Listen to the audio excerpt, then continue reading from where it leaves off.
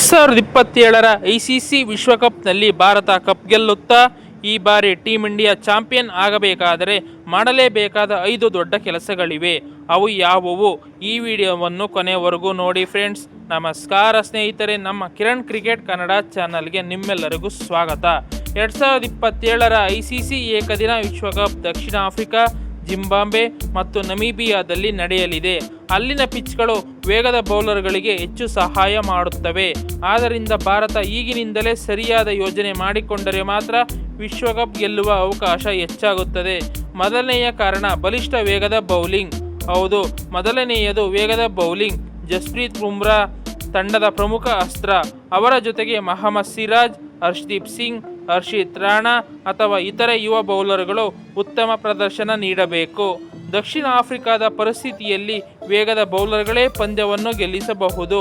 ಕಾರಣ ಎರಡನೆಯದು ಬಲಿಷ್ಠ ಬ್ಯಾಟಿಂಗ್. ಹೌದು, ಎರಡನೆಯದು ಬ್ಯಾಟಿಂಗ್. ವಿರಾಟ್ ಕೊಹ್ಲಿಯ ಅನುಭವ ಭಾರತಕ್ಕೆ ದೊಡ್ಡ ಶಕ್ತಿ. ಜೊತೆಗೆ ಶುಭ್ಮನ್ ಗಿಲ್, ಯಶಸ್ವಿ ಜೈಸ್ವಾಲ್, ರಿಷಬ್ ಪಂತ್, ಶ್ರೇಯಸ್ ಅಯ್ಯರ್ ಮತ್ತು ಇತರ ಬ್ಯಾಟರ್ಗಳು ನಿರಂತರವಾಗಿ ರನ್ ಗಳಿಸಬೇಕು. ಮಧ್ಯಮ ಕ್ರಮಾಂಕದಲ್ಲಿ ಸ್ಥಿರತೆ ಇದ್ದರೆ ಭಾರತ ದೊಡ್ಡ ಮೊತ್ತ ಕಲೆ ಹಾಕಬಹುದು. ಮೂರನೆಯ ಕಾರಣ ಆಲ್ರೌಂಡರ್ಗಳ ಪಾತ್ರ. ಮೂರನೆಯದು ಆಲ್ರೌಂಡರ್ಗಳು. ಹಾರ್ದಿಕ್ ಪಾಂಡ್ಯ ಸಂಪೂರ್ಣ ಫಿಟ್ ಆಗಿರುವುದು ಬಹಳ ಮುಖ್ಯ.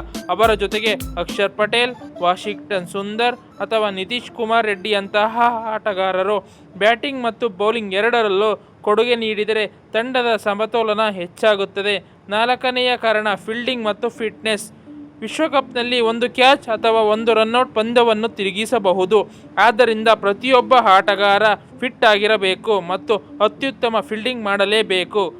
ಐದನೇ ಕಾರಣ ಸರಿಯಾದ ತಂಡದ ಆಯ್ಕೆ ಪರಿಸ್ಥಿತಿಗೆ ತಕ್ಕಂತೆ ಪ್ಲೇಯಿಂಗ್ 11 ಆಟಗಾರರ ತಕ್ಕಂತೆ ಆಯ್ಕೆ ಮಾಡಬೇಕು.